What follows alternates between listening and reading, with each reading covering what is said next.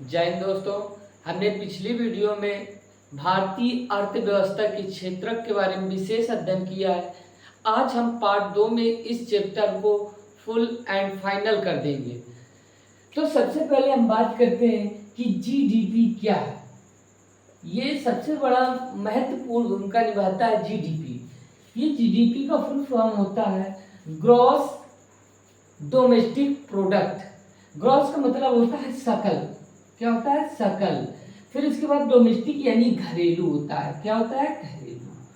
फिर बात आती है प्रोडक्ट यानी उत्पाद होता है। क्या होता है? उत्पाद।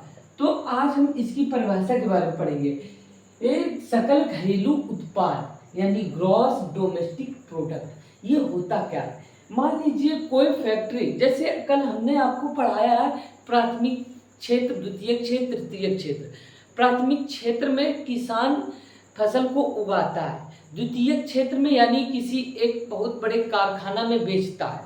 कारखाना में जब बेचेगा किसान तो कितने रुपए में बेचेगा? मुश्किल से 25 रुपए किलो गेहूं। ठीक है।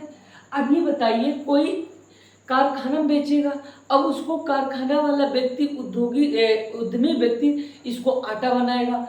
आटा को क्या 25 रुपए में बेचेगा? नहीं, कम से कम 30 से 35 रुपए में। कितने में? 30 से 35 रुपए केजी बेचेगा। ठीक है।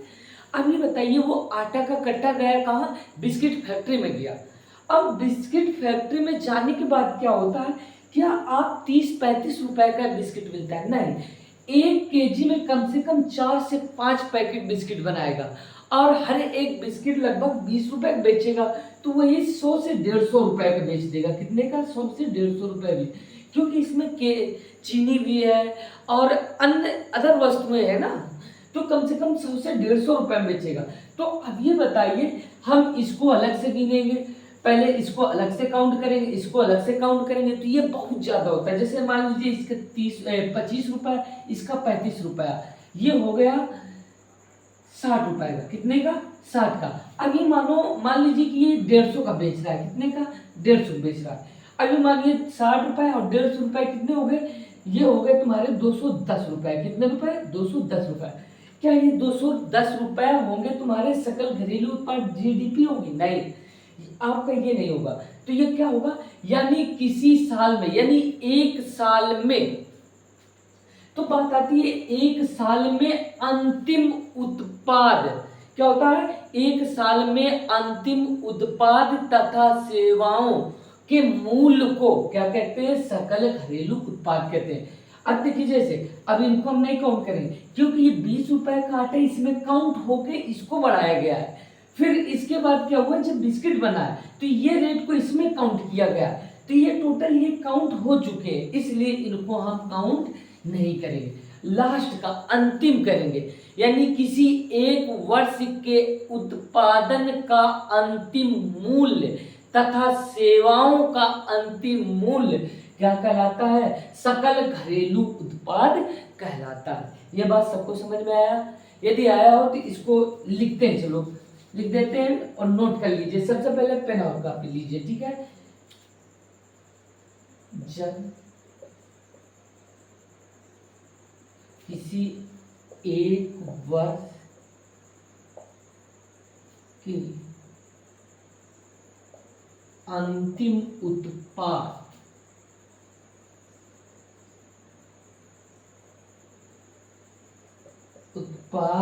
और सेवाओं का मूल्य ही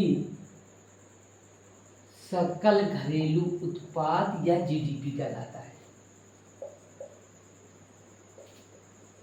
उत्पाद या जीडीपी कहते हैं।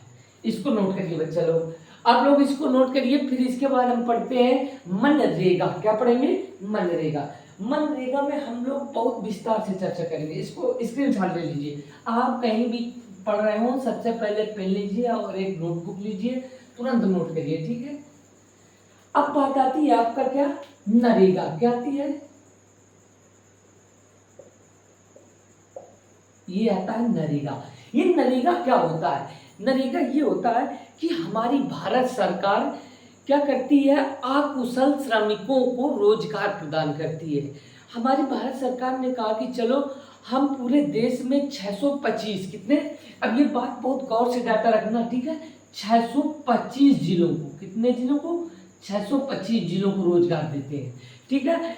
तो हमारी भारत सरकार ने कहा कि चलो हम 625 जिलों को हम रोजगार देने का प्रावधान करते हैं। तो इन्होंने क्या किया, ये एक नरेगा लाए। नरेगा का फुल फॉर्म क्या होता है, एन का मतलब होता है नेशनल, आर का मतलब होता है रूरल, यानी रूरल का मतलब होता है गांव का, ठीक है। ई माने होता है एम्प्लॉयमेंट, जी का मतलब होता है गारंटी, ए का मतलब होता है एक्ट होता है। तो इसको हम हिंदी में कहेंगे, इसका नाम होता है राष्ट्रीय ग्रामीण रोजगार गारंटी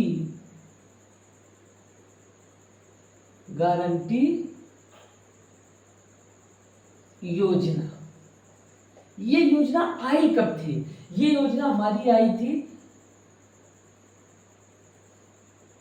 2005 में। हमारी सरकार ने कहा चलो अकुशल श्रमिकों को हम रोजगार देंगे, ठीक है। तो हमारी सरकार ने नरेगा, नेशनल यानी राष्ट्रीय ग्रामीण रोजगार गारंटी योजना सन 2005 में पारित किया। और इसके बाद क्या किया कि जो मतलब अकुशल है, यानी कोई स्किल्ड नहीं है उनके पास, ठीक है, उनको रोजगार देने की बात कही। इसमें कहा कि हम आपको साल में 100 दिन, कितने दिन का मिलता है, दिन, ठीक है, कितने दिन, 100 दिन का हम रोजगार आपको प्रोवाइड करेंगे। यदि हम 15 दिन में रोजगार आपको प्रोवाइड नहीं कर पा रहे तो हम आपको रोजगार भत्ता प्रदान करेंगे। क्या करेंगे, रोजगार भत्ता, यानी कि आप काम करो या ना करो लेकिन आपको सरकार फ्री पैसा देगी यदि आपको काम नहीं दे पा रही, ठीक है। लेकिन हमारे आजकल वही लगभग इसका रुपए प्रतिदिन का है 200, वही लगभग 256 या 55 रुपए, ठीक है, या 251 रुपए, कितने हैं, 251 रुपए प्रतिदिन है, कितना है, प्रतिदिन है। लेकिन कहीं कहीं जैसे आपका राजस्थान हो गया, वहाँ 281 रुपए है, ठीक है। तो लगभग आपका 250 के आसपास, एवरेज आप 250 मानिए, ठीक है, 250 रुपए पर दिन देंगे, ठीक है। लेकिन किसको, अनस्किल्ड व्यक्ति को, ये सरकार ने योजना चलाई। लेकिन कुछ दिन बाद यानी कि सरकार ने कहा चलो इसमें हम सुधार करते हैं, ठीक है। सरकार ने सुधार किया, सुधार करने के बाद इसको 2009 में इस नरेगा को बना दिया मनरेगा। क्या बना दिया, मनरेगा। ये मनरेगा का नाम कब चेंज किया, 2009 में, ठीक है। लेकिन मनरेगा का फुल फॉर्म क्या होता है, जो एम है, एम का मतलब होता है महात्मा गांधी। क्या होता है, महात्मा गांधी राष्ट्रीय रोजगार गारंटी योजना, ठीक है। कुछ नहीं, जो पहले था ना राष्ट्रीय ग्रामीण रोजगार गारंटी योजना, इसी में क्या कर दिया, इसमें ग्रामीण लगा दीजिए, ठीक है, ग्रामीण, ठीक है। तो इसमें क्या किया, महात्मा गांधी जोड़ दिए, तो एम जोड़ दिया, इसमें कुछ नहीं है, ठीक है। तो बताओ महात्मा गांधी राष्ट्रीय ग्रामीण रोजगार गारंटी योजना चालू किया कब, 2009 में। कितने दिन का इसमें रोजगार प्राप्त होता है, 100 दिन का। कैसे व्यक्ति होंगे, अकुशल व्यक्ति होंगे। कैसे होंगे, अकुशल श्रमिक होंगे, ठीक है। कैसे श्रमिक होंगे, अकुशल श्रमिक होंगे। तो बताइए मनरेगा कब आया, ये सन 2005 में ये एक्ट आया, ठीक है। एक्ट आने के बाद क्या हुआ, इन्होंने कहा हम 625 जिलों में हम रोजगार प्रदान करेंगे। लेकिन इन्होंने क्या किया, ये नरेगा का नाम होता है राष्ट्रीय ग्रामीण रोजगार गारंटी योजना, ठीक है। लेकिन क्या हुआ, इन्होंने कहा हम 100 दिन, एक साल में 100 दिन, ठीक है, प्रतिवर्ष 100 दिन प्रतिवर्ष, दिन प्रतिवर्ष, ये समझो, ठीक है। यानी एक वर्ष में हम 100 दिन का रोजगार आपको प्रोवाइड करेंगे। यदि हम रोजगार प्रोवाइड नहीं करेंगे तो आपको हम इसके लिए भत्ता प्रदान करेंगे, ये सरकार ने कहा। लेकिन चलते हुए कुछ टाइम पर इन्होंने कुछ अपना भैया सुधार किया, यानी कि इसमें संशोधन किया तो 2009 में नरेगा को मनरेगा कर दिया, जो होता है महात्मा गांधी राष्ट्रीय ग्रामीण रोजगार गारंटी योजना। इसको भी आप क्या करिए, बिल्कुल डिटेल से करिए, ठीक है। अब इसको स्क्रीनशॉट ले लीजिए, ये लिख लीजिए।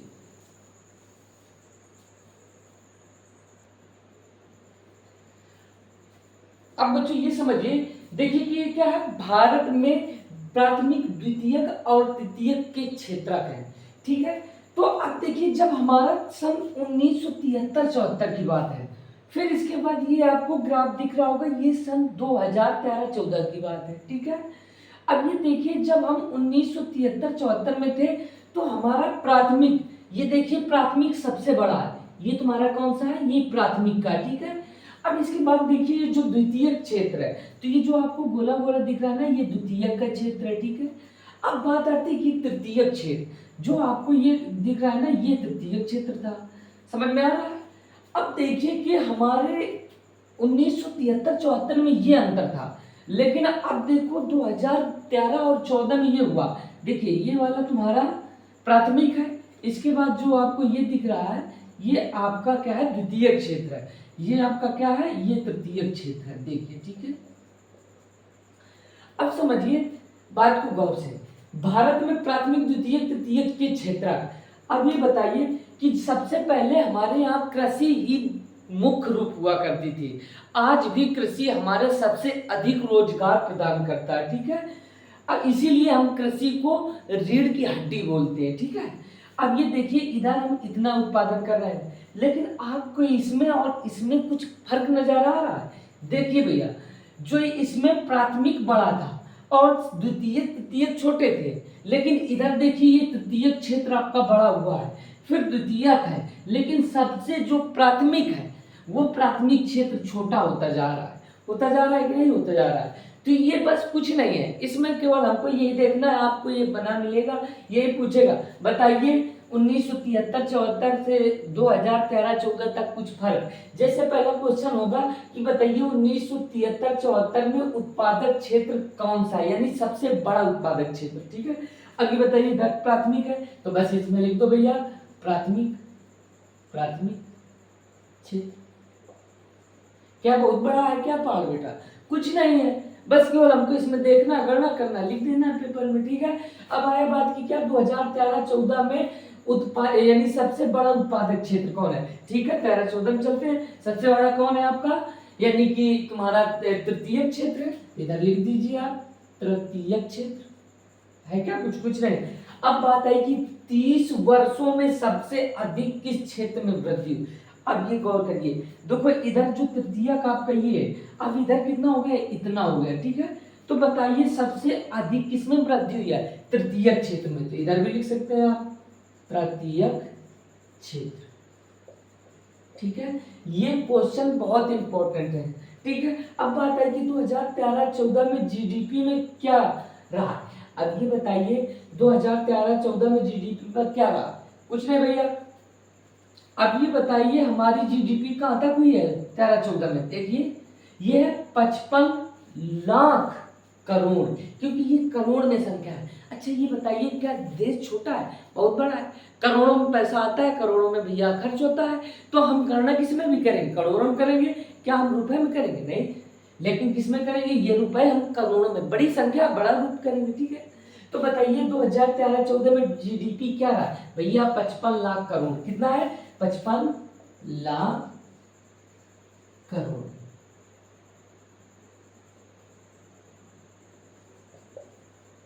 ये बात समझ में। अच्छा ये बताइए, आपको ये सब 30 वर्षों में कुछ आपको फर्क नजर आ रहा है, कुछ महत्व समझ में आ रहा है। आप ये देखिए, जो तृतीयक क्षेत्र है, तृतीयक क्षेत्र की क्या हुई है, बढ़ोतरी होती जा रही। कल हमने पिछले वीडियो में पढ़ाया है कि जो तृतीयक क्षेत्र है, तृतीयक क्षेत्र में सबसे अधिक पैसा आता है और सबसे अधिक पैसा भी उसी में है। फिर द्वितीयक क्षेत्र है तो बड़ा, लेकिन उसमें इन्वेस्टमेंट काफी चाहिए, पैसा चाहिए, उद्यमी बनना है, एंटरप्रेन्योर बनना है, ठीक है, क्योंकि फैक्ट्री लगाना है, कारखाने लगाना है, तो पैसा ही चाहिए।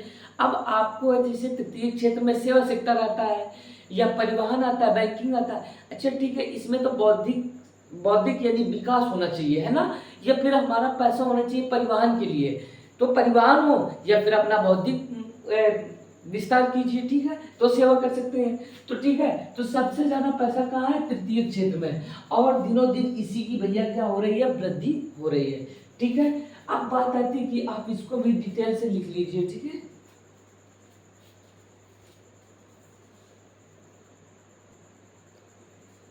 अब आप लोग एक कहानी सुनिए बहुत गौर से। इस कहानी से हो सकता है कि आपके एक दो नंबर यानी एक नंबर कोई फंस सकता है, ठीक है। एक है आपकी इस चैप्टर में कांता की कहानी। किसकी है, कांता की कहानी। समझिए अब इसको गौर से, ठीक है। कांता की कहानी, ठीक है। और इधर है आपकी एक कमल की कहानी। किसकी है, कमल की कहानी, ठीक है। बहुत गौर से समझना बेटा, ठीक है। कांता थी तो कांता क्या करती थी कि ये एक आपकी अच्छे सेक्टर में थी, यानी कि इसकी सिक्योरिटी थी, यानी सरकारी सर्विस समझिए, ठीक है। जो कांता थी इसकी सरकारी सर्विस थी, ठीक है। अब इसको जब भी ड्यूटी जाना होता था तो ये 9:30 बजे जाती थी। कब जाती थी, 9:30। लेकिन ड्यूटी से वापस कब आती थी, मान लीजिए कोई प्राइवेट कंपनी है, ठीक है। अब बताइए ये आती थी 9:30 से 5:30 पर, यानी कि 5:30 बजे वापस आती थी, ठीक है। अब देखिए इसका टाइम निश्चित है कि नहीं है, बताइए इसकी कंपनी कैसी होगी कांता की, कल हमने पढ़ाया, जवाब दीजिए कमेंट बॉक्स में, कमेंट में लिखिए कौन सी होगी, ठीक है। कांता की कहानी में, ठीक है। तो ये बताओ कैसी होगी, ये होगी भैया आपकी कैसी, संगठित होगी, होगी कि नहीं होगी। अब बताइए ये जो कमल है, कमल हमेशा जाता है अपनी दुकान पर 8 बजे। कब जाता है, 8 बजे, या फिर 7 बजे समझिए, ठीक है। सुबह जल्दी जाता है, समझ लीजिए इससे जल्दी जाता है, सुबह 7 बजे आता है, लेकिन शाम को आता है 8 बजे। कब आता है, 8 बजे, ठीक है। अब ये बताइए सुबह जाता है 7 बजे, आता 8 बजे, तो बताइए इसका कैसा होगा, यानी शर्त कैसा है, टर्म के हिसाब से क्या होगा, ये हो गया असंगठित क्षेत्र में आएगा, ठीक है। अब ये बताइए इनका जो वेतन है, बताइए संगठित में कैसा होता है, फिक्स वेतन होता है, यानी कि बिल्कुल निश्चित वेतन होता है। क्या होता है, निश्चित वेतन होता है। अब बात आएगी, निश्चित वेतन होता है, और क्या होता है, टाइम होता है, यानी समय होता है, और क्या होता है, यानी कि आपकी जॉब की सिक्योरिटी होती है, होती है कि नहीं होती है, यानी आपका क्या होता है कि जॉब से कोई जल्दी निकाल नहीं सकता है, ठीक है। तो जॉब सिक्योरिटी भी होती है। अब ये बताइए जो इनका है, तो इनके पास निश्चित समय और वेतन कुछ नहीं है। क्या नहीं है, अनिश्चित, अनिश्चित क्या है, वेतन और समय। अब ये बताइए कांता जी जाती कब है, 9:30 सुबह, और शाम को आ जाती है 5:30 में। लेकिन इनका जो वेतन है, वेतन टाइम से मिलता है, और वेतन फिक्स मिलता है, और क्या होता है, और इनका टाइम भी निश्चित होता है, और इनकी जॉब की सिक्योरिटी है, सिक्योरिटी है। अब ये बताइए क्या इनको जॉब से जल्दी कोई निकाल सकता है, नहीं निकाल सकता है, क्योंकि ये संगठित में है, ठीक है। अब ये बताइए जो कमल है, कमल बेचारे तो किसी किराना की दुकान में सुबह 7 बजे जाते हैं, अब शाम के ही 8 बजे लौट के आते हैं। तो बताइए इनका अनिश्चित वेतन है, यानी कि वेतन बहुत कम है कि नहीं है, और समय समय अधिक है, वेतन कम है, ठीक है। और इनको कभी भी जॉब से निकाला जा सकता है। भाई दुकानदार क्या कहेगा, भैया हमारे पास समय अब नहीं रख सकते हैं, आपको निकाल सकते हैं कि नहीं निकाल सकते हैं, है ना। तो बताइए तो कमल की कहानी और ये कमल की और कांता की कहानी में कुछ फर्क समझ में आ रहा होगा, ठीक है। अब ये बताइए अब इनको कोई प्रमोशन भी हो सकता है, यानी जो कांता है इनका क्या हो सकता है, प्रमोशन हो सकता है, ठीक है। यानी जॉब में प्रमोशन हो सकता है आज कांस्टेबल में लगे तो क्या हो सकता है कि इनका एसआई होकर लौट जाए, ठीक है। अब ये बताइए जो कमल जी है इनका प्रमोशन होगा, इनका कोई प्रमोशन नहीं होगा, प्रमोशन नहीं होगा, ठीक है। होता है कि नहीं होता है। अब इनको क्या होता है, जॉब से कभी भी निकाला जा सकता है, और इनको जॉब से कभी नहीं निकाला जा सकता है, यानी कि जब इनका जॉब का यानी टाइम पूरा होगा तभी निकाला जाएगा।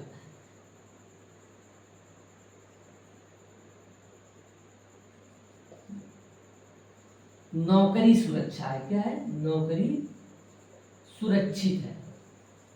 इनकी नौकरी कैसी है भैया, इनकी नौकरी इनको कभी भी हटा सकते हैं, असुरक्षित है। ये बात समझ में आया सब लोगों की? नहीं समझ में आया तो बताइए। आप कम तक की कहानी क्या है? ये सुबह 9, 9:30 से 5:30 तक जाती है। इनका वेतन निश्चित यानी होता है और वेतन अधिक होता है। ये समझिए अधिक होता है और ये समझिए इनका लो होता है। ठीक है, समय निश्चित होता है। अब ये बताइए इनको प्रमोशन नियुक्ति पत्र मिलता है, इनको नियुक्ति पत्र नहीं मिलता है, प्रमोशन भी नहीं होता है। इनकी नौकरी सुरक्षित होती है और इनकी नौकरी असुरक्षित होती, कभी भी हटाया जा सकता है। ठीक है, अब आपको हो सकता है कि पूरा पाठ समझ में आया होगा। यदि आपको पूरा पाठ समझ में आया होगा तो इस पाठ के छोटे छोटे क्वेश्चन को बिल्कुल डिटेल से रख लीजिएगा। जैसे आता है कि आपका कृषि कृषि किस क्षेत्र में आएगा?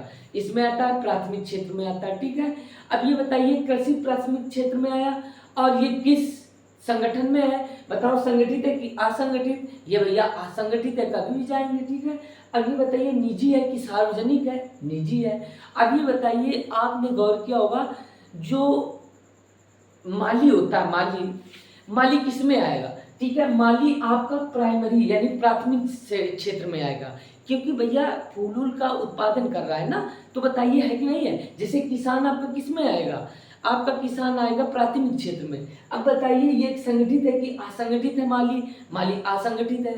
ठीक है, संगठित है कि असंगठित है? असंगठित है, कभी भी अपना तोड़ेगा अपना जाएगा। ठीक है, अभी बताओ निजी है कि प्राइवेट है? भैया प्राइवेट है। ठीक है, तो ये सारी बातें आपको आई होप समझ में आई होंगी। जय हिंद, हम फिर अगले वीडियो में मिलेंगे और अपनी राय बताओ कि अब अगला चैप्टर कौन सा होना चाहिए। और यदि आपको सेशन अच्छा लगा हो तो कमेंट, लाइक, शेयर सब कीजिए। अच्छा।